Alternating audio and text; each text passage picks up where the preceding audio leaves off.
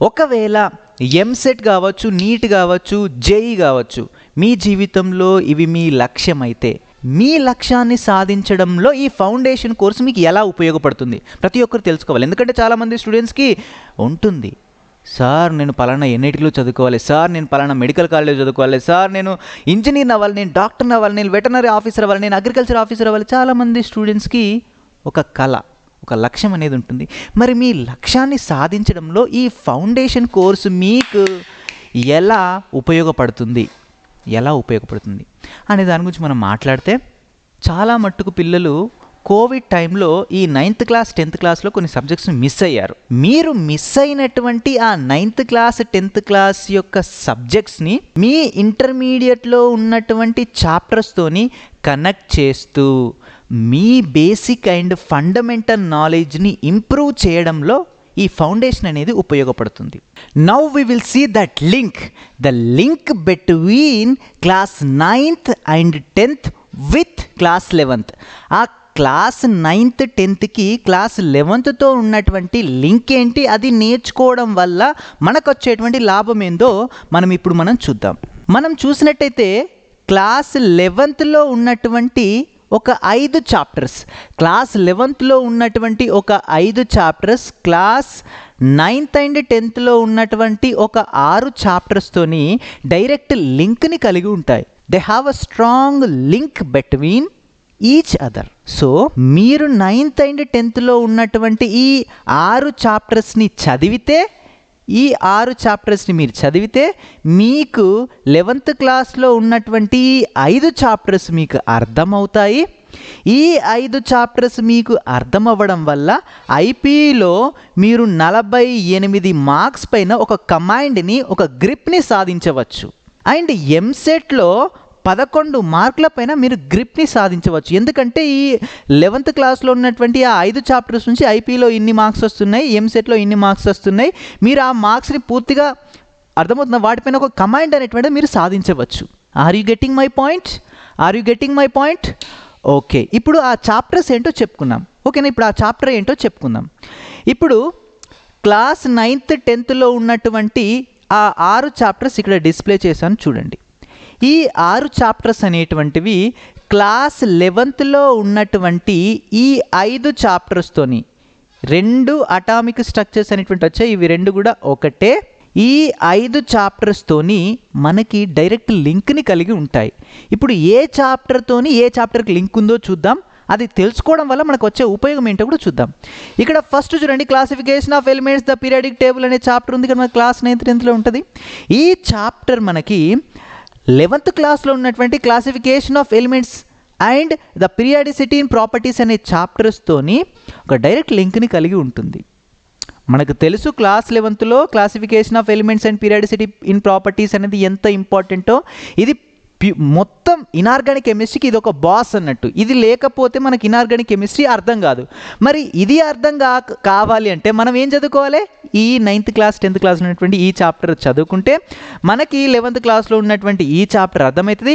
ఈ చాప్టర్ అర్థమైతే yes black అర్థమవుతుంది, పి బ్లాక్ అర్థమవుతుంది, డి బ్లాక్ అర్థమవుతుంది, ఎఫ్ బ్లాక్ అర్థమవుతుంది. సో ఒకదానికి ఒక లింక్ అనేటువంటిది ఉంటుంది. అందుకని మనం బేసిక్ నుంచి రావాలి, వచ్చి అన్నిటిని కలుపుకుంటూ మొత్తం నాలెడ్జ్ని మనం మైండ్లో పెట్టుకోవాలి. నెక్స్ట్ కెమికల్ బాండింగ్ చాప్టర్ చూడండి. ఈ కెమికల్ బాండింగ్ అనేటువంటి చాప్టర్ ఇది క్లాస్ 9th 10thలో ఉంటుంది. ఇది మీరు చదువుకోవడం వల్ల మీకు క్లాస్ 11thలో దీని చాప్టర్ పేరు కూడా సేమే ఉంటుంది, కెమికల్ బాండింగ్ అనేది. ఈ కెమికల్ బాండింగ్ మీకు మంచిగా పర్ఫెక్ట్గా అర్థమవుతుంది. ఎందుకంటే కెమికల్ బాండింగ్ అనేటువంటి one of the most weightage ఉన్నటువంటి చాప్టర్. ఎక్కడి నుంచి? క్లాస్ 11th నుంచి. ఎంసెట్లో చూసుకున్నా, జేఈలో చూసుకున్నా, నీట్లో చూసుకున్నా. సో అందుకనే దీన్ని వదలాల్సిన ప్రసక్తే లేదు, ఖచ్చితంగా అర్థం చేసుకోవాలి. నెక్స్ట్ మనకి క్లాస్ 9th 10thలో ఉన్నటువంటి structure of atom and what is inside the atom, ఈ 2 చాప్టర్స్ కూడా, what is inside the atom and structure of the atom, ఈ 2 చాప్టర్స్ కూడా అటామిక్ స్ట్రక్చర్, మన క్లాస్ 11thలో ఉన్నటువంటి ఫిజికల్ కెమిస్ట్రీలో ఉన్నటువంటి అటామిక్ స్ట్రక్చర్ అనేటువంటి చాప్టర్తోని ఈ డైరెక్ట్ లింక్ని కలిగి ఉంటాయి. సో ఈ 2 చాప్టర్స్ మనకు వస్తేనే మనకు అటామిక్ స్ట్రక్చర్ అనేటువంటిది ఒక గ్రిప్ అనేది వస్తుంది దానిపైన. అప్పుడు మనం క్లాస్లోకి వెళ్ళి డైరెక్ట్గా విన్నా కూడా ఇవి 2 చాప్టర్స్ మనకు అక్కడ చెప్పేది కొంచెం అర్థమవుతుంది. అటామిక్ స్ట్రక్చర్ చెప్తున్నాడు, ఈ కాన్సెప్ట్ చెప్తున్నాడు, ఇది 9th 10thలో వచ్చింది, నేను అక్కడ ఇది చదువుకున్నాను, ఓకేనా. సో ఈ ఒక ఐడియా అనేటువంటిది వస్తుంది. అందుకని మనం ఖచ్చితంగా ఇవి నేర్చుకోవాలి. Next acids, bases and salts. ఇది దేనికి? కెమికల్ ఈక్విలిబ్రియం చాప్టర్కి ఇదొక లింక్ ఉన్నటువంటి చాప్టర్. నెక్స్ట్ చూసుకున్నట్టయితే carbon and its compounds. This is very very very very important. Carbon and its compound chapter. ఇది మనకి some organic chemistry, some basic principles and techniques. Class 11th organic కెమిస్ట్రీలో ఉన్నటువంటి ఈ one of the చాప్టర్తోని ఈ carbon and its compound అనేటువంటి chapter direct లింక్ని కలిగి ఉంటుంది. అండ్ మీరు ఈ organic chemistry, some basic principles and technique ఉంది కదా, ఇది ఆర్గానిక్ కెమిస్ట్రీకి బాస్. దీని నుంచి మార్కులు వస్తాయి. At the same time most important, మొత్తం ఆర్గానిక్ కెమిస్ట్రీకి ఫస్ట్ ఇయర్లో, సెకండ్ ఇయర్లో ఉన్నటువంటి మొత్తం ఆర్గానిక్ కెమిస్ట్రీకి ఇది బాస్. దీంట్లో చదువుకున్నటువంటి కాన్సెప్ట్స్ మీకు అర్థమైతేనే మీరు ఆర్గానిక్ కెమిస్ట్రీలో చెప్పుకోవచ్చు. దీంట్లో ఏమేమి ఉంటాయి చెప్పండి? ఇండక్టివ్ ఎఫెక్ట్ ఉంటుంది, మెజోమరిక్ ఎఫెక్ట్ ఉంటుంది, రెజొనెన్స్ ఉంటుంది, హైపర్ కాంజుగేషన్ ఉంటుంది, ఐసోమరిజం ఉంటుంది, మోస్ట్ ఇంపార్టెంట్ ఐయుపిఎస్సి నామెన్క్లేచర్ ఉంటుంది, రియాక్షన్ మెకానిజం ఉంటుంది, రియాక్షన్ ఇంటర్మీడియట్స్ ఉంటుంది. వీటన్నిటిపైనే మొత్తం ఎంటైర్ ఆర్గానిక్ కెమిస్ట్రీ డిపెండ్ అయి ఉంటుంది. సో ఈ చాప్టర్ రావాలంటే మనకి కార్బన్ అండ్ ఇట్స్ కాంపౌండ్ అనేటువంటి చాప్టర్ గురించి మనకు ఐడియా ఉంటే ఈ చాప్టర్ అంటే మనకు మొత్తం అర్థమవుతుంది.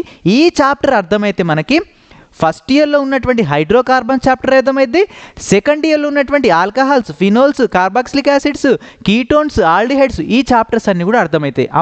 అమైడ్స్, ఈ చాప్టర్స్ అన్నీ కూడా మీకు అర్థమవుతుంది. సో ఒక్కొక్క చాప్టర్కి ఒక లింక్ అనేటువంటిది ఉంటుంది. దాన్ని మిస్ అయ్యారనుకోండి, ఆ ఫ్లో మిస్ అవుతారు, కొన్ని అర్థం కావు. అందుకనే ఈ ఫౌండేషన్ అనేటువంటిది చాలా ఇంపార్టెంట్. ఓకే, ఇంతకుముందు చెప్పిన మ్యాటర్ అంతా ఒక డయాగ్రామేటికల్లీ షో చేశాను చూడండి.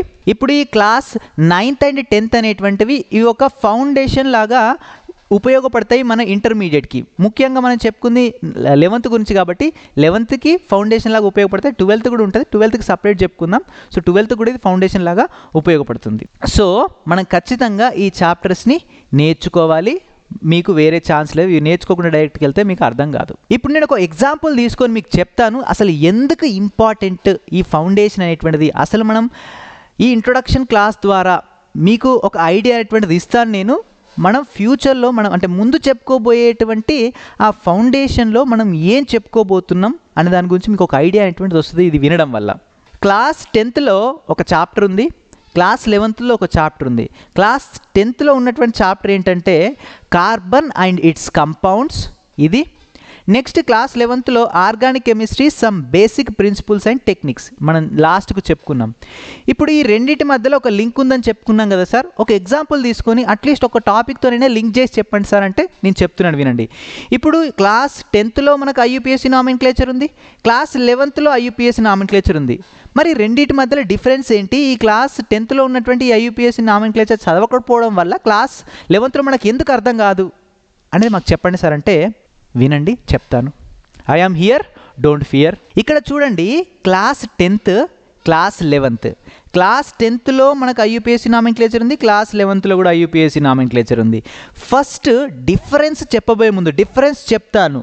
First I will give some explanation, after that I will give what is the difference between class 10th and 11th.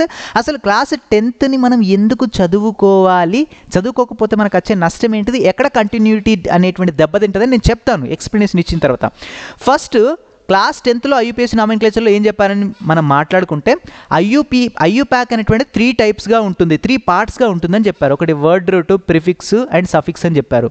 మళ్ళీ వర్డ్ రూట్ గురించి క్లియర్గా ఎక్స్ప్లెనేషన్ చేశారు. వర్డ్ రూట్లో ఒక కార్బన్ ఉంటే మిత్ అని, 2 కార్బన్స్ ఉంటే ఇత్ అని, 3 కార్బన్స్ ఉంటే ప్రోప్ అని, 4 కార్బన్స్ ఉంటే బ్యూట్ అని, 5 కార్బన్స్ ఉంటే పెంట్ అని, 6 కార్బన్స్ ఉంటే హెక్స్ అని, 7 కార్బన్స్ ఉంటే హెప్ట్ అని, 8 కార్బన్స్ ఉంటే ఆర్ట్ అని, 9 కార్బన్స్ ఉంటే నాన్ అని, 10 కార్బన్స్ ఉంటే డెక్ అని మనకు క్లియర్గా చెప్పారండి. ప్రిఫిక్స్ గురించి కూడా క్లియర్గా చెప్పారు. ప్రిఫిక్స్లో ఏముంటుంది, ప్రైమరీ ప్రిఫిక్స్ అంటే ఏంటి, సెకండరీ ప్రిఫిక్స్ అంటే ఏంటిది.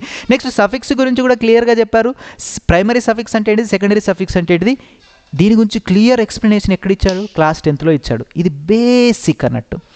వీటితో పాటు ఐయుపిఎస్సి ఎలా రాస్తారు అనే దానికి ఒక స్ట్రక్చర్ ఉంటుంది. ఇవి ఇన్ని పార్ట్గా ఉంటాయి ఐయుపిఎస్సి. ఫస్ట్ ఏది రాయాలి, ఫస్ట్ ప్రిఫిక్స్ రాయాలి, దాని తర్వాత వర్డ్ రూట్ రాయాలి, దాని తర్వాత సఫిక్స్ రాయాలి. ఓకేనా. మళ్ళీ ప్రిఫిక్స్లో ఫస్ట్ ఏం రాయాలి, ప్రైమరీ ప్రిఫిక్స్ రాయాలా, సెకండరీ ప్రిఫిక్స్ రాయాలా. నెక్స్ట్ వర్డ్ రూట్, దాని తర్వాత సఫిక్స్లో మళ్ళీ ప్రైమరీ సఫిక్స్ రాయాలా, సెకండరీ సఫిక్స్ రాయాలా. ఇవన్నీ విషయాలు మనకి ఎక్కడ చెప్పారు, క్లాస్ 10th చెప్పారు. వీటితో పాటు IUPAC నామిన్క్లేచర్ యొక్క rules and functional groups nomenclature కూడా చెప్పడం జరిగింది. ఫంక్షనల్ గ్రూప్స్ అంటే ఏంటి, వాటి నామిన్క్లేచర్ కూడా చెప్పడం జరిగింది. ఇది క్లాస్ 10th. ఐ హోప్ ఈ పాయింట్ మీకు క్లియరా. మరి క్లాస్ 11th ఏం చెప్పారంటే IUPAC రూల్స్ దగ్గర నుంచి స్టార్ట్ చేశారు. అంటే ఇవన్నీ కూడా క్లాస్ 11th చెప్పలేదు. మీరు చూడండి బుక్ దగ్గరికి వెళ్ళి, ఓకేనా. ఇక్కడ నుంచి స్టార్ట్ చేశారు. అంటే IUPAC రూల్స్ చెప్పారు, ఫంక్షనల్ గ్రూప్ చెప్పారు, వాటి నామిన్క్లేచర్ చెప్పారు, అండ్ కొత్తగా బెంజిన్ ఉన్నటువంటి కాంపౌండ్స్కి IUPAC నామిన్క్లేచర్ ఎలా చేయాలి అనే దాన్ని కూడా యాడ్ చేశారు. ఎక్కడ ఈ చాప్టర్లో ఏంటి, ఇది organic chemistry some basic principles and technique అనేటువంటి చాప్టర్లో, ఓకేనా, మనకి ఇవి చెప్పడం జరిగింది. ఇప్పుడు మీరు చెప్పండి, మనకి IUPAC ఎన్ని పార్ట్స్గా ఉంటుంది, అసలు IUPAC నామిన్క్లేచర్లో ఫస్ట్ ఏది రాయాలి, సెకండ్ ఏది రాయాలి, థర్డ్ ఏది రాయాలి, ఇవేవి తెలియకుండా డైరెక్ట్ రూల్స్ దగ్గర నుంచి చదివితే ఒక కాంపౌండ్కి నువ్వు పేరు కరెక్ట్గా పెట్టగలుగుతావా, ఐడెంటిఫై చేయగలుగుతావా అంటే ఆబ్వియస్లీ చేయలేం. ఫర్ ఎగ్జాంపుల్ నేను CH4 ఇచ్చాను అనుకోండి. ఇప్పుడు CH4 యొక్క ఈ మాలిక్యూల్ యొక్క నాకు నేమ్ తెలియాలి. ఎలా తెలుస్తుంది ఈ నేమ్, ఎలా తెలుస్తుంది నేమ్, ఓన్లీ ఈ రూల్స్తో తెలుసుకోవచ్చా అంటే నో, తెలుసుకోలేము. ఓన్లీ ఈ రూల్స్తోనే మనకు ఖచ్చితంగా IUPAC యొక్క స్ట్రక్చర్ ఎలా ఉంటుంది, IUPAC నేమ్ స్ట్రక్చర్ ఎలా ఉంటుంది. ఫస్ట్ ఒక మాలిక్యూల్ ఇస్తే దాంట్లో దాని ప్రిఫిక్స్ పేరు ఫస్ట్ రాయాలా, సఫిక్స్ పేరు ఫస్ట్ రాయాలా, వర్డ్ రూట్ పేరు ఫస్ట్ రాయాలి. అసలు వర్డ్ రూట్ అంటే ఏంటిది, ప్రిఫిక్స్ అంటే ఏంటిది, సఫిక్స్ అంటే ఏంటిది, ఇవన్నీ మనకు క్లాస్ 10th ఉన్నాయి. ఇవి తెలుసుకోకుండా క్లాస్ 11th ఇప్పుడు నువ్వు ఆల్కైన్స్ చదివేటప్పుడు లేదా ఇంకేదైనా ఒక కాంపౌండ్ యొక్క పేరు రాసేటప్పుడు ఆ మాలిక్యూల్ యొక్క పేరు అనేటువంటిది ఎలా రాస్తావు. ఇప్పుడు CH4 ఉంది, దీంట్లో ఒక కార్బన్ ఉంది, ఒక కార్బన్ ఉంటే దీన్ని ఏమంటారని నీకు ఎలా తెలుస్తుంది. ఇప్పుడు ఒక కార్బన్ ఉంటే దీన్ని మనం మెత్ అంటాం. ఈ మెత్ అనేది ఎక్కడ నేర్చుకున్నావు నువ్వు, వర్డ్ రూట్లో, అది ఎక్కడుంది, క్లాస్ 10th ఉంది. మరి ఇది నేర్చుకోకుండా నువ్వు ఇది ఎలా చేస్తావు. ఇప్పుడు ఈ IUPAC నామిన్క్లేచర్ యొక్క స్ట్రక్చర్ అనేటువంటిది ఎక్కడుంది, క్లాస్ 10th ఉంది. ఈ స్ట్రక్చర్ నీకు తెలియకుండా దీని పేరు అనేటువంటిది నువ్వు ఎలా రాస్తావు, how you will write. So if you want perfect grip on class 11th, మీరు క్లాస్ 9th 10th ఉన్నటువంటి కొన్ని చాప్టర్స్ని నేర్చుకోవాలి. అండ్ ఇప్పుడు ఒకసారి ఈ లింక్ను చూడండి. క్లాస్ 10th వస్తేనే మీకు క్లాస్ 11th ఉన్నటువంటి IUPAC నామిన్క్లేచర్ వస్తుంది. ఈ క్లాస్ 11th ఉన్నటువంటి IUPAC నామిన్క్లేచర్ వస్తేనే క్లాస్ 12th ఆల్కహాల్స్ యొక్క నామిన్క్లేచర్, ఫినాల్స్ యొక్క నామిన్క్లేచర్, కార్బాక్సిలిక్ యాసిడ్ యొక్క నామిన్క్లేచర్, ఈథర్స్ యొక్క నామిన్క్లేచర్, కీటోన్స్ యొక్క నామిన్క్లేచర్, ఆల్డిహైడ్స్, అమైడ్స్, వీటన్నిటి యొక్క నామిన్క్లేచర్ ఎలా వస్తుంది, క్లాస్ 11th ఉన్నటువంటి ఈ చాప్టర్ వస్తుంది. ఈ చాప్టర్ రావాలంటే మీరు ఈ చాప్టర్ రావాలి. ఇది లింక్. ఇవన్నిటిని కనెక్ట్ చేసేసి మేము ఫౌండేషన్ కోర్సులో చెప్తాం.